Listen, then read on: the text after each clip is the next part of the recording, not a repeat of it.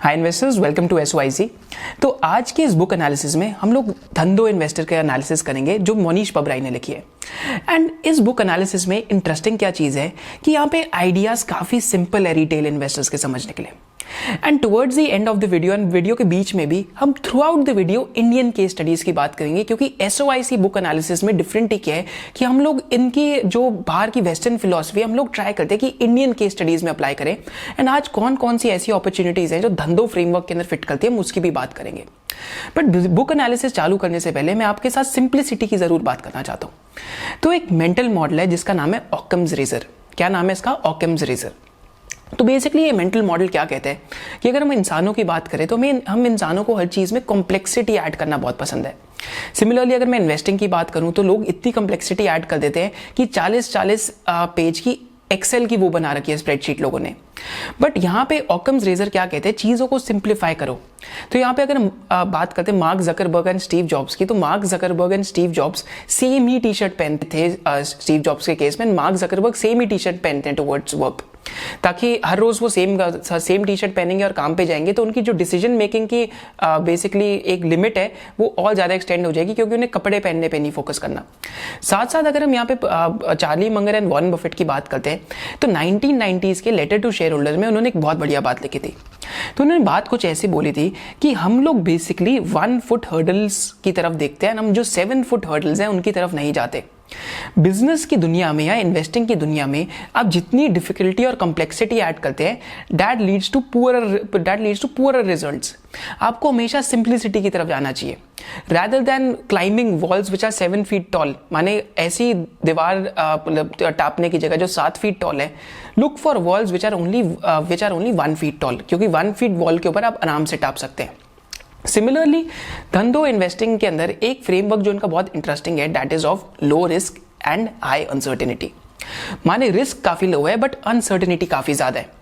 तो मोनीश पबराई के केस में देखेंगे तो इन्होंने 1989 और 1990s में आई थिंक ये एक बहुत अच्छे वैल्यू इन्वेस्टर हैं। तो इनकी जब इनकी बिजनेस हिस्ट्री स्टार्ट हुई थी तो 1989 और 1990 में क्या हुआ था कि ये एक जगह जॉब कर रहे थे एंड साथ साथ इन्होंने अपना आईटी का सर्विसेज बिजनेस स्टार्ट करा। पर उस टाइम पे जॉब भी कर रहे थे एंड साथ साथ बिजनेस भी कर रहे थे। ये दिन के टाइम में जॉब करते थे एंड शाम के टाइम पे बिजनेस करते थे। तो यहाँ पे लो रिस्क और हाई अनसर्टेनिटी क्या थी कि अगर बेसिकली इनका बिजनेस सक्सीड कर जाता तो अपनी जॉब क्विट कर देते। अगर बिजनेस सक्सीड ना करता तो बेसिकली जो इनके जॉब वर्क पे या वर्क प्लेस पे जो इनके साथ लोग थे वो इनको काफ़ी पसंद करते थे, फिर भी इनको जॉब पे वापस रख लिया जाता। तो ये तो यहाँ पे लो रिस्क था। लकली बिजनेस सक्सीड कर गया तो इन्होंने अपनी जॉब छोड़ दी।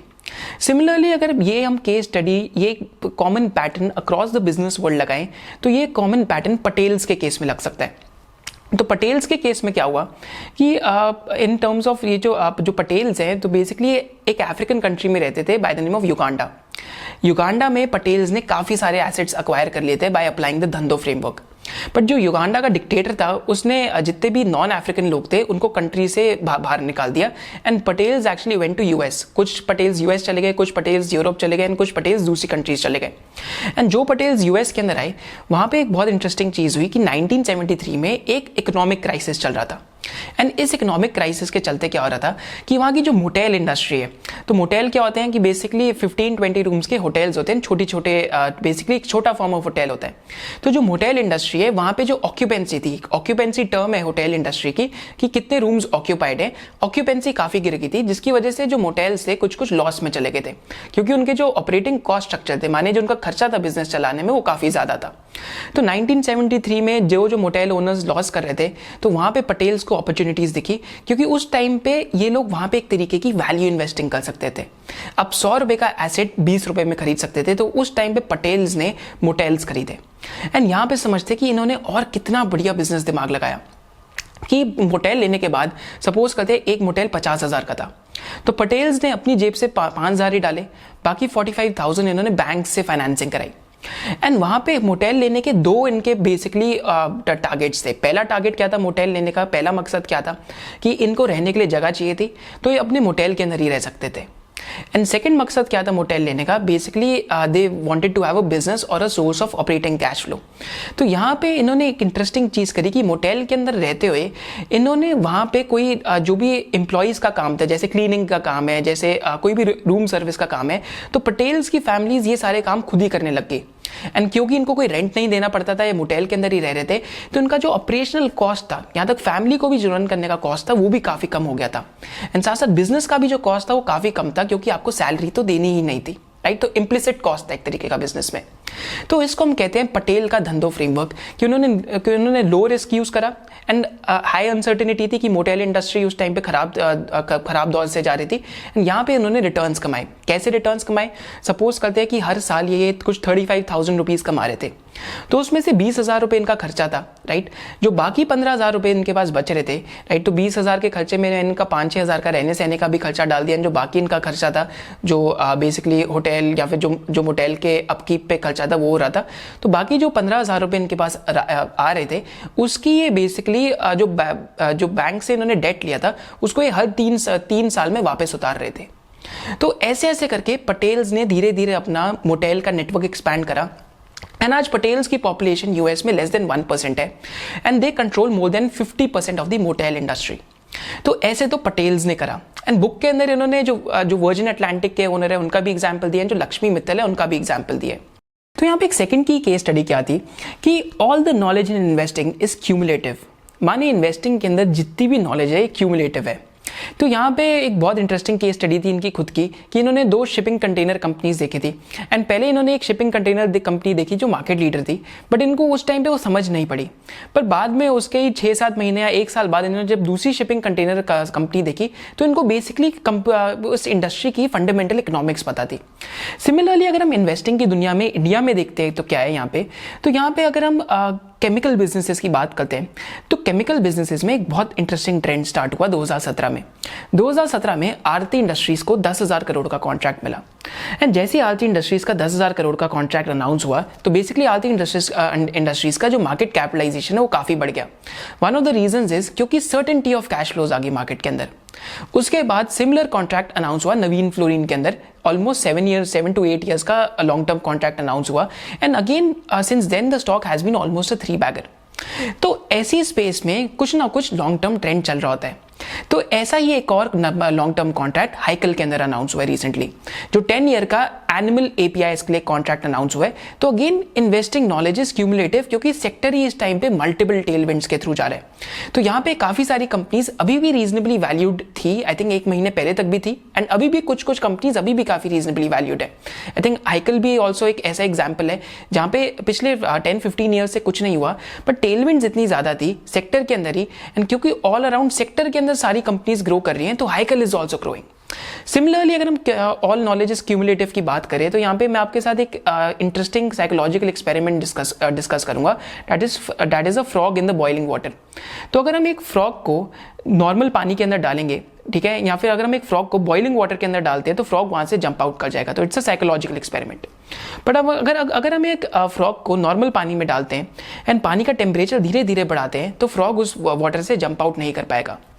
सिमिलरली कभी कभी क्या होता है हमारे इन्वेस्टिंग के केसेस में, कि कभी कभी जब इंडस्ट्री स्ट्रक्चर शिफ्ट होते हैं हम उनको ऑब्जर्व नहीं कर पाते, एंड जब कुछ एक्चुअली वो शिफ्ट हो जाते हैं तब हमारी ऑब्जर्वेशन में आता है। तो ऐसे कुछ इंडस्ट्री स्ट्रक्चर शिफ्ट जो रिसेंटली हुए, अगर हम उनकी बात करें, तो पहला की एग्जाम्पल जो आता है that is basically of ethanol blending story pushed by the government. कि जो शुगर कंपनीज है इनके अंदर एक सिक्लिकलिटी एलिमेंट कम हो रहा है, क्योंकि एथेनॉल ब्लेंडिंग की स्टोरी आ रही है। अगर हम धामपुर शुगर जैसे प्लेयर्स देखें, तो यहाँ पे पीबीआईटी मार्जिन यानी earnings before interest and taxes ethanol के अंदर कुछ 40 to 45% आ रहे हैं। सेकंड की एग्जांपल है यहाँ पे जो स्ट्रीमिंग कंपनीज है, या फिर अगर हम सारेगामा और टिप्स इंडस्ट्रीज जैसी कंपनी की बात करें, तो इस टाइम पे इंटरनेट तो ऑलरेडी एक मेगा ट्रेंड है। तो उसका एक और जो मेगा ट्रेंड चल रहा है इस टाइम पे, छोटा सा एक ट्रेंड चल रहा है इंटरनेट बिजनेस में, कि अब हम जो सॉन्ग्स हैं उनकी स्ट्रीमिंग कर रहे हैं। बेसिकली हम सॉन्ग्स को वेबसाइट से डाउनलोड नहीं कर रहे, अपने फोन के अंदर एप्लीकेशंस डाल के स्ट्रीमिंग कर रहे हैं। तो ये एक सेकंड की ट्रेंड था जो एक शिफ्ट हुआ है लास्ट 2-3 ईयर्स में। एक शिफ्ट जो शायद से 3 दिन पहले ही हुआ है, जो आई थिंक काफ़ी सारे लोगों ने या इन्वेस्टर्स ने इग्नोर कर दिया है। उस शिफ्ट का क्या नाम है, बेसिकली कि जो माइक्रो फाइनेंस इंडस्ट्री है, माइक्रो फाइनेंस इंडस्ट्री में 2010 में आंध्र प्रदेश में क्राइसिस आया था। क्राइसिस आने के बाद एक कमेटी फॉर्म हुई थी और कमेटी ने रेकमेंड करा था कि जो माइक्रो फाइनेंस में प्लेयर्स हैं जिनका 100 करोड़ से ऊपर AUM है, इनके जो बेसिकली जो इंटरेस्ट रेट्स है आप कैप कर दो कि कितना इंटरेस्ट रेट चार्ज कर सकते हैं अपने बोरोवर से। तो इनकी जो स्प्रेड्स थी वो 10% पे कैप थी, जो NBFCs 100 करोड़ से ज़्यादा AUM वाली है। मेरा जो छोटी NBFCs थी they could earn 12% spreads, right. तो अब क्या हुआ है कि वो वाली जो रेगुलेशन थी अब वो हटा दी गई है, क्योंकि जो माइक्रो फाइनेंस NBFCs थी उन पे ये रेगुलेशंस थी, वेराज जो बैंक्स एंड दूसरी NBFCs थी उनके ऊपर ये रेगुलेशंस नहीं थी। तो जब से ये रेगुलेशन हटी है अब यहाँ पे 2 या 3 बहुत इंटरेस्टिंग चीज़ होने वाली है। पहली इंटरेस्टिंग चीज़ यहाँ पे क्या हो सकती है, क्योंकि इंडस्ट्री स्ट्रक्चर शिफ्ट हो रहा है बिकॉज ऑफ रेगुलेशन। वैसे मेरे को इंडस्ट्री इतनी पसंद नहीं है, बट यहाँ पे स्ट्रक्चर शिफ्ट हो रहा है तो कुछ प्लेयर्स विल बेनिफिट, एंड उन प्लेयर्स की हम बात भी करेंगे वीडियो के अंदर। तो यहाँ पे पहली एक इंडस्ट्री स्ट्रक्चर में क्या शिफ्ट आ रहा है कि इन स्पाइट ऑफ चार्जिंग 10 और 12% स्प्रेड्स, इन कंपनीज का जो ROE था आई थिंक वो 20% के आसपास था, 19 to 20%। अरमान फाइनेंशियल यहाँ पे one of the best micro finance NBFCs है। तो लास्ट 3-4 ईयर्स में उनका जो ROE है दैट वाज क्लोज टू 19%। पर अब क्योंकि वो ज़्यादा रेट ऑफ इंटरेस्ट चार्ज कर सकते हैं तो इनका ROE भी इंक्रीज हो सकता है। सेकेंड की ऑर्डर कॉन्सिक्वेंस, मतलब सेकेंड ऑर्डर कॉन्सिक्वेंस क्या है, सेकेंड रीजन क्या है कि यहाँ पे ये NBFC जो है माइक्रो फाइनेंस NBFCs, ये इंडिया में सिर्फ 50% डिस्ट्रिक्ट्स को सर्व कर रही थी, बाकी 50% wasn't served well। Why so? The simple reason is क्योंकि यहाँ पे ज़्यादा रिस्की बोरोवर थे तो वहाँ पे वो इंटरेस्ट रेट भी ज़्यादा चार्ज नहीं कर सकते थे। तो फाइनेंसिंग के बिजनेस में या NBFCs या बैंक्स में क्या होता है, जैसा कि बजाज फाइनेंस या IDFC फर्स्ट के बैंक के केस में भी बात करें कि यहाँ पे जब ग्रोथ बहुत तेज़ी से आती है तो आपके जो राइट ऑफ्स हैं वो भी बढ़ते हैं, पर क्योंकि आप इतना इंटरेस्ट परसेंटेज कमा लेते हो या आप इतनी यील्ड कमा लेते हो कि आपको फ़र्क नहीं पड़ता। तो रेस्ट ऑफ द कंट्री भी माने अब 50% डिस्ट्रिक्ट्स इन प्लेयर्स के लिए और ओपन हो गए हैं। तो जो एफिशिएंट माइक्रो फाइनेंस कंपनीज हैं रातों रात उनके लिए total addressable market last 3 days में मोर देन डबल हो चुका है। एंड आई थिंक हमें ये चीज़ें इनके नंबर्स में नेक्स्ट 2-3 क्वार्टर्स से दिखने भी लग जाएंगी। तो दिस इज वन मोर की ट्रेंड जो हमें ऑब्जर्व करना चाहिए, because all knowledge in investing is cumulative. हम लोगों ने केमिकल में ये देखा, हमने स्ट्रीमिंग के अंदर देखा, अब हमने शुगर के अंदर हम लोग देख रहे हैं। सिमिलरली अब हम माइक्रो फाइनेंस NBFC लेंडर्स के अंदर भी सेम ट्रेंड प्ले आउट करते हुए देख रहे हैं। तो ये तो हमारी बुक के अंदर से सेकेंड की लर्निंग थी कि कैसे हम यहाँ पे भी ये चीज़ लगा सकते हैं। किसी को ये सीखना है कि आपको इंडस्ट्री स्ट्रक्चर कैसे एनालाइज करना है या फिर कैसे कैसे हम इंडस्ट्री के क्या पार्ट्स देखते हैं, हर एक बिजनेस में क्या की वेरिएबल्स हैं।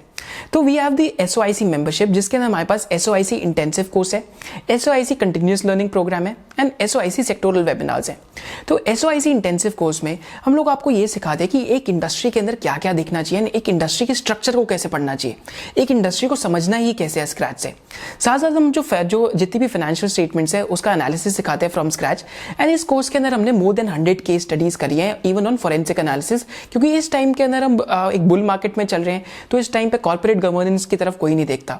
एंड हम लोग तो बार बार यही बोलते हैं कि corporate governance is like oxygen, जब होती है तो उसका फर्क नहीं पड़ता, जब नहीं होती तो सबसे पहली चीज ही दिमाग पे वही होती है। सेकेंडली जो हमारे SOIC कंटिन्यूस लर्निंग है उसमें जितनी भी हमारी वीडियोस हैं यूट्यूब पे हम उसका कंक्लूजन देते हैं। एंड साथ साथ SOIC कंटिन्यूस लर्निंग के अंदर रिसेंटली हमने एक क्लास बनाई थी ऑफ एडवांस स्क्रीनिंग क्राइटेरियाज कि आप स्टॉक्स की एडवांस स्क्रीनिंग कैसे कर सकते हैं। आई थिंक क्लास 1 hour 10 और 1 hour 20 minutes की थी। एंड इस क्लास में हमने ये भी बात करी थी कि अगर आपको इंटेलिजेंट क्लोनिंग करनी है जो मोनीश पबरा भी बताते हैं तो किन किन इन्वेस्टर्स को आप इंडियन कॉन्टेक्स्ट में फॉलो कर सकते हैं। एंड साथ साथ जो हमारे SOIC सेक्टोरल वेबिनार्स हैं इसमें अगेन हमने आपके लिए इंडस्ट्री स्ट्रक्चर्स एनालाइज करें। तो अभी तक हम लोगों ने जो केमिकल इंडस्ट्री है उसका एनालिसिस करा है, राइट, API इंडस्ट्री का एनालिसिस करा है, API एंड फार्मा इंडस्ट्री का, फिर इंटरनेट एंड प्लेटफॉर्म बिजनेसेस का भी एनालिसिस करा है। साथ साथ कोर्स के अंदर जो हमारा मेज सेक्टर है उसका एनालिसिस करें, जो श्रिम्प इंडस्ट्री है उसका भी एनालिसिस करें, एंड साथ साथ जो स्टील ट्यूब इंडस्ट्री है इसका भी एनालिसिस करें। And next month for the course students हम लोग इंश्योरेंस सेक्टर का भी एनालिसिस करने वाले हैं towards the end of July and first week of August. जो इंश्योरेंस सेक्टर है इसका भी पूरा एनालिसिस करने वाले हैं। अगर आप कोर्स में इंटरेस्टेड हैं तो the link is given in the description below. Now coming back to Dhandho investor, यहाँ पे अगेन हमें बुक के अंदर एक बहुत इंटरेस्टिंग स्टोरी बताते हैं। तो यहाँ पे हमें ये स्टोरी बताते हैं अभिमन्यु और चक्रव्यूह की, कि कैसे जब कृष्ण जी अपनी बहन से बात कर रहे थे कि चक्रव्यूह के अंदर घुसना कैसे है। तो चक्रव्यूह एक फॉर्मेशन होती है बैटल की कि जो डिफरेंट आर्मीज फॉर्म कर लेती हैं, तो चक्रव्यूह को तोड़ना काफ़ी मुश्किल होता है। तो कृष्ण जी अपनी बहन से बात कर रहे थे कि चक्रव्यूह के अंदर घुसना कैसे है, चक्रव्यूह को आप तोड़ कैसे सकते हैं। तो उस टाइम पे और कोई वहाँ पे था नहीं, बट जो अभिमन्यु है वो उनके जो बहन है उनके उनके पेट में था। एंड अभिमन्यु उस टाइम पे ये चीज़ें सुन रहा था, बिकॉज अभिमन्यु उस टाइम पे अनबॉर्न था, बट वो ये चीज़ें सुन रहा था। एंड ही रियलाइज कि चक्रव्यूह के अंदर घुसना कैसे है। तो जब वो 16 ईयर्स के हुए तो कौरवास एंड पांडवास की बैटल हुई, तो वहाँ पे ये पांडवास की साइड से थे एंड इनको ये ज़रूर पता था कि चक्रव्यूह के अंदर घुसना कैसे है। तो अगेन इन्होंने चक्रव्यूह के अंदर ये घुसे, इन्होंने काफ़ी लोगों को मारा एंड चक्रव्यूह के बीच में ये आ गए। बट यहाँ पे की प्रॉब्लम क्या स्टार्ट हुई कि इनको ये नहीं पता था यहाँ से बाहर कैसे निकलना है। क्योंकि इनको ये नहीं पता था यहाँ से बाहर कैसे निकलना है, तो उस टाइम पे क्या हुआ, बेसिकली 8-9 वॉरियर्स आए कौरवास से एंड बेसिकली मतलब ही ended up dying. So there are 2 key lessons from this story. First key lesson from this story is that you have to realise, अगर आप एक सिक्लिकल स्टॉक खरीद रहे हो तो आप उसको स्ट्रक्चरल नहीं समझ सकते, तो आपको आर्ट ऑफ सेलिंग आना चाहिए। सेकेंड की लर्निंग यहाँ पे क्या है जो बहुत इंपॉर्टेंट है, that is power of focus. Power of focus क्या है उसकी हम बात करेंगे, बट पावर ऑफ फोकस कैसे कि इवन दो अभिमन्यु ने ये चीज़ सुन ली थी कि चक्रव्यूह के अंदर घुसना कैसे है, उन्होंने ये चीज़ नहीं सुनी कि चक्रव्यूह से बाहर कैसे निकलना है। तो पहले की लर्निंग की बात करते हैं आर्ट ऑफ सेलिंग की, जो मोनीश पबराई ने अपनी बुक के अंदर दी है। तो उनके अकॉर्डिंग एक स्टॉक बेसिकली वो एक स्टॉक में घुसने से पहले अपने से ये बार बार चीज़ें पूछते हैं कि ये एक ऐसा बिजनेस है जो मैं अच्छे से समझ पाता हूँ, क्या ये मेरे सर्कल ऑफ कॉम्पिटेंस में है, do I know the intrinsic value of the business today with a high degree of confidence and how is it likely to change over the next few years, is the business priced at a large discount to its intrinsic value and in 2 to 3 years कि क्या हो सकता है इस business में, would I be willing to invest a large part of my net worth into this business, क्या इस business के अंदर डाउन साइड कम है इस प्राइस से, and does the business have a moat and is the business run by honest and credible managements। तो ये चीज़ें हैं जो अपने आप से पूछते हैं बिफोर एंटरिंग अ बिजनेस। तो यहाँ पे हम इनकी केस स्टडी देखते हैं एक स्टील प्रोड्यूसर की। तो इन्होंने 2002 एंड 2003 में एक इन्वेस्टमेंट करी थी by investing in a company by the name of universal stainless steel. तो यहाँ पे इन्होंने जब ये स्टॉक बाय करा था तो इनकी थीसिस थी क्योंकि ये कंपनी स्पेशलिटी स्टील बनाती है तो उसकी मार्जिन सेक्टर से बेटर है एंड यहाँ पे वॉलिटिलिटी कम होगी। पर जब इन्होंने स्टॉक एंटर करा तो इनका बाइंग प्राइस कुछ $10 के आसपास था, तो स्टॉक $4 to $5 के आसपास चला गया। पर वहाँ पे 2 साल के बाद जब इनकी थीसिस प्ले आउट करनी स्टार्ट करी, जब एक्चुअली में स्टील की साइकिल रिकवर करी, माने स्टील के प्राइसेस बढ़ने लग गए, तो स्टॉक उस टाइम पे $35 to $40 पर चला गया था। क्योंकि इनको ये चीज़ की समझ थी कि उन्होंने एक सिक्लिकल इंडस्ट्री खरीदी है, तो ही न्यू कि चक्रव्यूह के अंदर घुसना कैसे है। एंड क्योंकि उन्हें ये पता था कि उनके दिमाग के अंदर एक कॉन्सेप्ट क्लियर है कि एक सिक्लिकल इंडस्ट्री है, तो उनको ये भी पता था कि चक्रव्यूह से निकलना कैसे है। क्योंकि अगर हम लंबे समय का स्टॉक चार्ट देखेंगे इस कंपनी का, तो आपको ये स्टॉक चार्ट एक जैसे एक रोलर कोस्टर होता है उसकी तरह दिखेगा, ऊपर नीचे, क्योंकि एक सिक्लिकल इंडस्ट्री है। तो बार बार हमने अपनी पीटर लिंच वाली वीडियो में जो हमने आपके साथ डिस्कस करी थी SOIC 5 बकेट फ्रेमवर्क, उसके अंदर हमने ये चीज़ स्ट्रेस जरूर करी है कि आपको ये जरूर चीज़ पता होनी चाहिए कि किस टाइप के स्टॉक के अंदर आप घुस रहे हैं। Now coming to the second की लर्निंग इसके अंदर से, that is a power of focus. तो पावर ऑफ फोकस की ये भी बार बार जरूर बात करते हैं। तो पावर ऑफ फोकस में हमारे पास क्या क्या की लर्निंग है कि अगर हम SOIC का धंधो फ्रेमवर्क लगाएं कि SOIC क्या, हम लोग कैसे सोचते हैं धंधो इन्वेस्टिंग के बारे में, तो बेसिकली हमारे 4 ही क्राइटेरियाज हैं। We are looking for companies जहाँ पे री इन्वेस्टमेंट मोड हो कंपनी में, right. And reinvestment mode के साथ साथ we are looking for companies which are going through mega trends, and यहाँ पे हम ज़्यादा अच्छे से एलोकेट करते हैं। एंड इन कंपनीज के अंदर पावर ऑफ फोकस है। अब पावर ऑफ फोकस की भी एक बहुत इंटरेस्टिंग स्टोरी थी जो इन्होंने बताई थी बुक के अंदर। तो यहाँ पे अर्जुना की इन्होंने बात करी थी कि जब जो द्रोणाचार्य इनके टीचर हैं, तो अर्जुना एंड जो 3-4 और स्टूडेंट्स हैं, इनके साथ ये एक टेस्ट कर रहे थे कि आपको एरो शूट करना है बेसिकली एक फिश की तरफ, राइट। तो बाकी स्टूडेंट से पूछा कि आपको क्या दिख रहा है जब वो एरो शूट करने वाले थे। तो एक स्टूडेंट ने आंसर करा कि मेरे को पानी दिख रहा है, मेरे को पत्थर दिख रहे हैं एंड मेरे को आसमान दिख रहा है। तो द्रोणाचार्य ने उनको बोला कि आप अभी आप शूट नहीं कर सकते क्योंकि आप रेडी नहीं हो। फिर सेकंड स्टूडेंट से भी सेम चीज़ पूछी, उसने देखा मेरे को पेड़ दिख रहा है पीछे की तरफ, फिर पानी दिख रहा है, फिर पत्थर दिख रहे हैं, फिर मछली दिख रही है। तो द्रोणाचार्य ने उनको भी बोला कि अभी आप शूट नहीं कर सकते। फिर उन्होंने अर्जुना से पूछा, तो अर्जुना ने पूछा कि मेरे को सिर्फ डार्कनेस दिख रही है। डार्कनेस का मतलब पूछा उससे किस चीज़ की डार्कनेस, कि मेरे को फिश की जो सेंटर ऑफ द आई के अंदर डार्कनेस है इस टाइम पे वो दिख रही है और कुछ नहीं दिख रहा। तो ये पावर ऑफ फोकस है। हम बार बार SOIC में ये बोलते हैं कि पावर ऑफ फोकस एक्चुअली में is like a magnifying glass, कि आप एक मैग्नीफाइंग ग्लास को एक अच्छे तरीके से यूज करेंगे तो पेपर बर्न हो जाएगा। So this is the power of focus. And यहाँ पे अगर हम इंडियन कॉन्टेक्स्ट में बात करें कि हम लोग कैसे लगाते हैं पावर ऑफ फोकस, तो हम लोग टेबल एक्सपेरिमेंट करते हैं।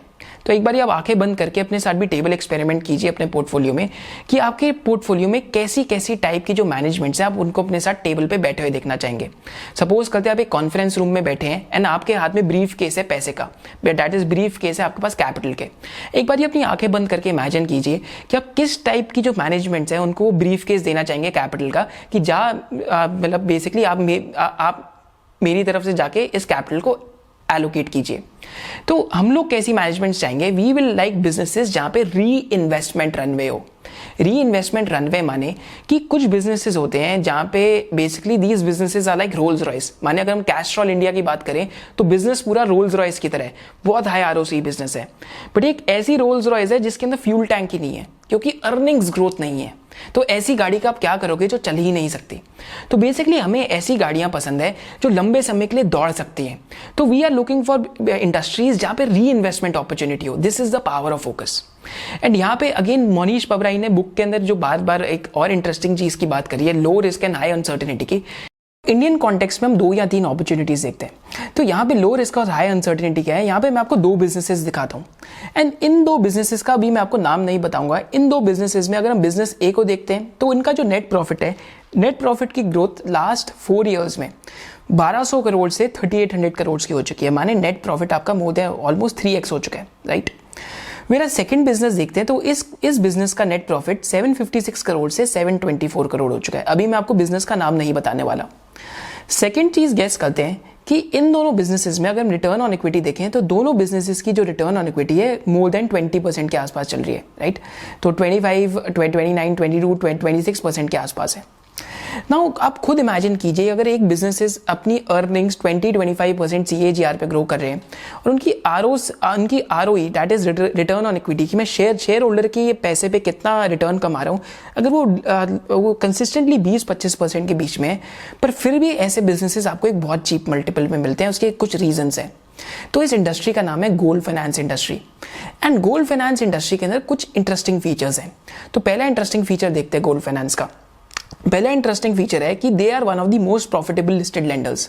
माने ये इंडस्ट्री के अंदर रिटर्न ऑन एसेट 6-6.5% के कमाते हैं, विच इज ओनली बेटर्ड और मतलब ये जो बजाज फाइनेंस है उसके आसपास के हैं।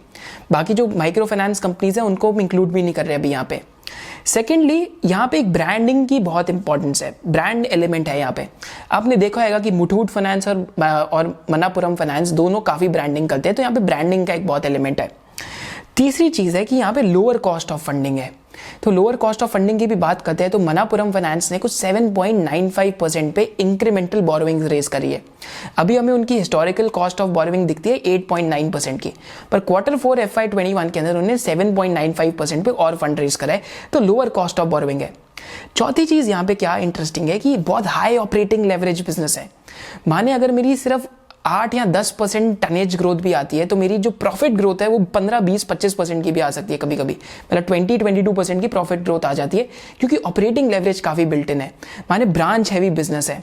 एंड यहाँ पे और एक इंटरेस्टिंग चीज क्या है बिजनेस के बारे में कि रनवे फॉर ग्रोथ अभी भी काफी ज्यादा है क्योंकि 65% of the industry still unorganised.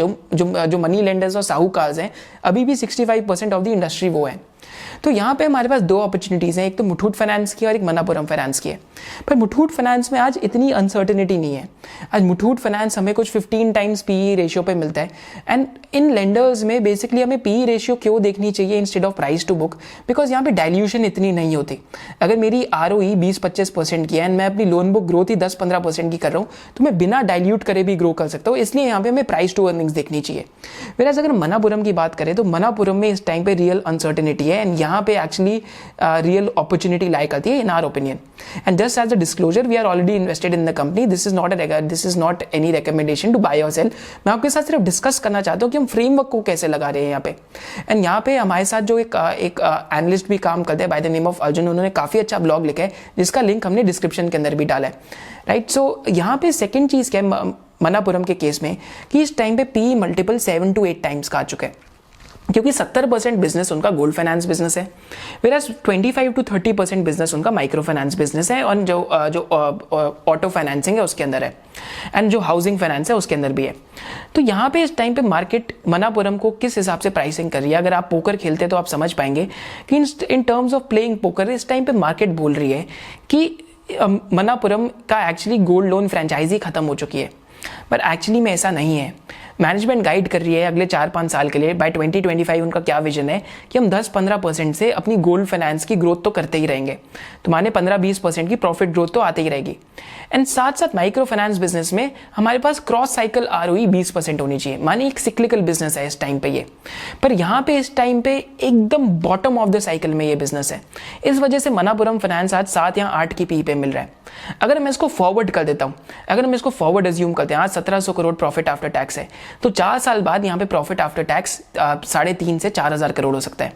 आज मार्केट कैप कंपनी का कुछ 13,000 करोड़ के आसपास है। तो बेसिकली 4 साल फॉरवर्ड पे आप सिर्फ 3 या 2.5 या 3 की पी पे कंपनी खरीद रहे हैं। इसको हम कहते हैं low risk and high uncertainty. High uncertainty है इमीडिएट शॉर्ट टर्म में कि माइक्रो फाइनेंस बिजनेस में कितना क्रेडिट लॉस हो सकता है, but long term runway for growth है, बिकॉज माइक्रो फाइनेंस के अंदर स्ट्रक्चरल चेंजेस हुई हैं जैसे मैंने आपको बताया, तो इंडस्ट्री के लिए इस टाइम पे पॉजिटिव है। एक तो ये हमारे पास जो हमारे फ्रेमवर्क के अंदर अपॉर्चुनिटी फिट कर रही है। सेकेंड फ्रेमवर्क में जो अपॉर्चुनिटी फिट कर रही थी थोड़े टाइम पहले, जिसमें already we are also invested, that is a company by the name of Indoco remedies.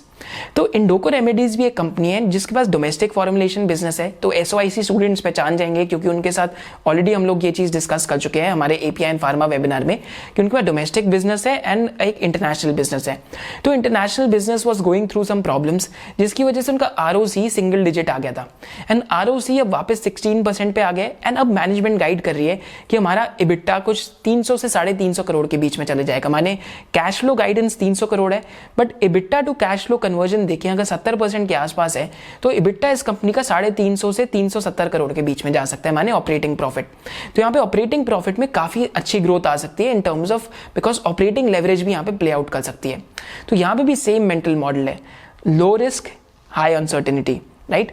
तो ये तो हमारी इंडियन केस स्टडीज हैं साथ साथ। एंड यहाँ पे अगर हम और की लर्निंग्स देखें मोनीश पबराई की बुक में से, तो एक और हमारी की लर्निंग क्या आती है, जब उन्होंने इंटेलिजेंट इन्वेस्टर बुक की बात करी तो इंटेलिजेंट इन्वेस्टर बुक में 3 ही की लेसन्स बार बार आते हैं। एंड साथ यहाँ पे बेंजामिन ग्रेम की भी बहुत इंटरेस्टिंग कोटेशन है जो आप सबको समझनी चाहिए। तो क्या वो 3 की लेसन्स है इंटेलिजेंट इन्वेस्टर के अंदर?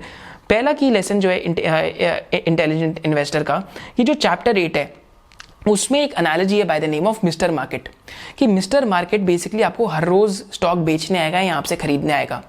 Mister market is like an alcoholic, माने को अल्कोहलिक की तरह जो हर रोज आपको आके एक रेट ऑफर करेगा। एंड काफी लोग मार्केट्स के अंदर ट्रेडिंग में क्यों फंस जाते हैं, इन्वेस्टिंग में क्यों नहीं आ पाते, इसका एक सिंपल रीजन है, क्योंकि मार्केट हर रोज खुलती है।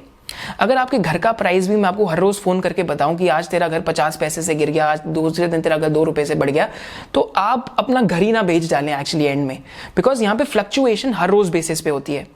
Anything less than 3 years is not investing, is more of trading and fun. And एक और भी इंटरेस्टिंग चीज़ है जो झुंझुन वाला ने बोली है, कि उन्होंने उनसे किसी ने पूछा था ट्रेडिंग और इन्वेस्टिंग के बारे में, तो वो इन्वेस्टिंग बोलते हैं वैसे करनी चाहिए, बट काफ़ी लोग ट्रेडिंग भी करते हैं। तो उन्होंने एक इंटरेस्टिंग चीज़ बोली थी कि नास्तिक को आस्तिक का रास्ता हमेशा जो समय है वो अपने आप ही दिखा देता है। माने एक एथीस्ट को गॉड लविंग का रास्ता टाइम अपने आप ही बता देता है। सिमिलरली यहाँ पे क्या इंप्लीमेंट होता है कि एक ट्रेडर को इन्वेस्टिंग का रास्ता एक बेयर मार्केट अपने आप ही दिखा देती है।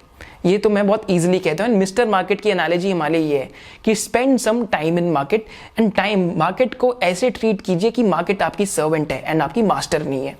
सेकंड की लर्निंग क्या है इंटेलिजेंट इन्वेस्टर बुक से, जो इन्होंने अपनी बुक में बात करी है धंधो इन्वेस्टर में, कि stock is a piece of a business, never forget that you are buying a business which has an underlying value based on how much cash goes in and goes out.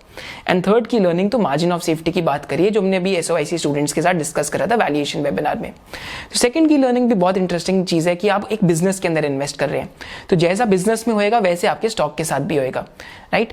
And यहाँ पे Benjamin Graeme से किसी ने पूछा था, जो एक और इंडियन केस स्टडी है, बहुत इंटरेस्टिंग है, आप सबको जानना चाहिए। तो बेंजामिन ग्रेम ने किसी से पूछा, जो इन्होंने धंधो इन्वेस्टर के अंदर बताया कि एक्चुअली में आपको जब आप एक स्टॉक जो $30 जिसकी इंट्रिंसिक वैल्यू है, आप उसको $10 पे खरीदते हैं, तो वो कैसे अपनी इंट्रिंसिक वैल्यू को मीट करता है और कैसे अपनी फेयर वैल्यू पे आता है। तो बेंजामिन ग्रेम ने एक सिंपल चीज़ बोली, एक्चुअली में वो तब अपनी फेयर वैल्यू पे आता है, एक्चुअली वो फेयर वैल्यू पे कैसे आ जाता है वो हमें पता ही नहीं है, वो मार्केट अपने आप ही कर देती है। बट मैंने जो चीज़ ऑब्जर्व करी है अपनी इन्वेस्टिंग लाइफ में या इन्वेस्टिंग जर्नी में, जो भी 6-7 साल की है, कि एक्चुअली में वो फेयर वैल्यू पे तब आता है जब उस बिजनेस के अंदर टेलविंड्स एंड टेलविंड्स आए। माने profit growth and triggers, variant perception के ट्रिगर्स हिट करें। पॉली मेडिक्योर एक ऐसा बिजनेस है जो 2015 से लेके 2020 या 2010 से लेके 2020 के अंदर हमेशा से एक one of the only listed medical devices company थी। मार्जिन कंसिस्टेंटली अबव 20% था। एक ही चीज मिसिंग थी, that was strong earnings growth, and second was capex नहीं कर रहे थे। पर 2018, 19 और 20 के अंदर इस बिजनेस के अंदर कैपेक्स होना चालू हो गया, राइट। तो कैपेक्स हुआ, earnings growth are yet to come, may be इनके पास ऑर्डर्स काफी आ रहे हैं, इन्होंने QIP भी करा है और कैपेक्स का क्वांटम बढ़ रहा है। तो स्टॉक की री रेटिंग 15-20 टाइम्स मल्टीपल से ऑलमोस्ट 60-65 टाइम्स हो गई है। तो टेलविंड्स ही ऐसी चीज है जो एक अंडर वैल्यूड अपॉर्चुनिटी को फेयर वैल्यू की तरफ लेके जाती है। कब ये टेलविंड्स आएंगी ये बताना कभी कभी मुश्किल हो जाता है, बट मनापुरम फाइनेंस जैसे बिजनेस में हमने आपसे जैसे बात करी कि low risk and high uncertainty है, वो कभी भी आ सकती है। थैंक यू फॉर ज्वाइनिंग अस। जो भी की लर्निंग्स थी आप हमें ज़रूर बताइए कि आपको कैसी लगी, एंड कमेंट सेक्शन में हमें ज़रूर बताइए कि आपको कौन सी केस स्टडी बेस्ट लगी, एंड क्या हमें और भी बुक्स के ऊपर इंडियन कॉन्टेक्स्ट के अंदर बनाना चाहिए या नहीं बनाना चाहिए, एंड आप कौन सी बुक के ऊपर नेक्स्ट ऐसी वीडियो देखना चाहेंगे। Thank you for joining us. Hope to see you in the next business analysis of CDSL at SOIC. Thank you.